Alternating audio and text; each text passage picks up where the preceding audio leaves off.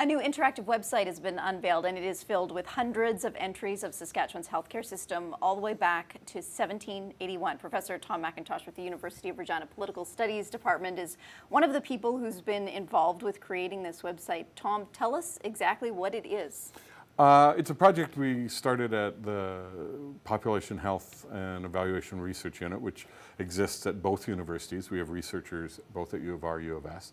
And we were interested in sort of the history of health in Saskatchewan and how different health inequalities came to be and how they arose, where they arose, what populations they affect.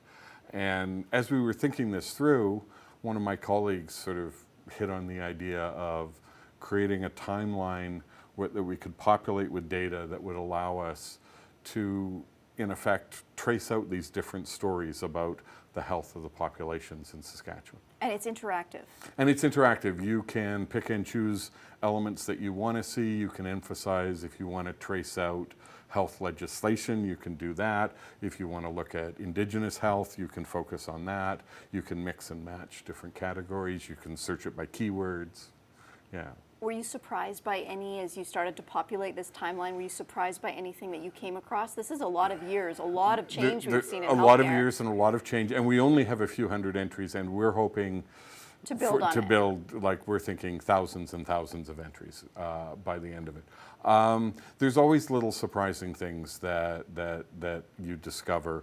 In fact, when we did one of the first iterations, I got a note from somebody at the College of Physicians and Surgeons who said, well, you're missing the fact that the college actually dissolved itself, I think in the 1930s. And I was like, oh, so go and scuttle away and find out the sort of story behind that and create more slides and add them into the timeline. But you can find out all sorts of interesting, health outcomes at various points, the story of sort of tuberculosis in Saskatchewan or other disease epidemics and the like. All will hopefully be traced out when we get more data in. It's still to come, some it's of the information to plug in. Yeah.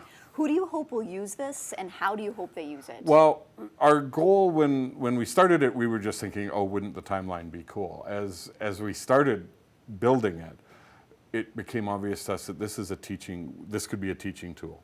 So now our goal is to keep going, keep populating it, and to build it as a sort of an open access teaching tool for high schools, for university classes, so that if you're teaching a course in healthcare or in population health, you could use this for some exercises. We've actually done it with one of my colleagues at U of R, where we've given students an assignment to investigate some historical aspect of health, and the assignment is to create a series of slides that we can then put into the timeline. So the students themselves are adding to the tool they're using to learn about health. Real group effort. Yeah. Where can people find it? If you go to spheru.ca, spheru.ca, and right on our homepage down in the corner, you'll find a link to the timeline itself, and just follow the links. And there's an email address for the public, because if people have stories or photos, bits of history they think should be onto the timeline, send it to us and we'll take a look at it. All right, thanks for your time today, Tom. Thanks a lot for doing this.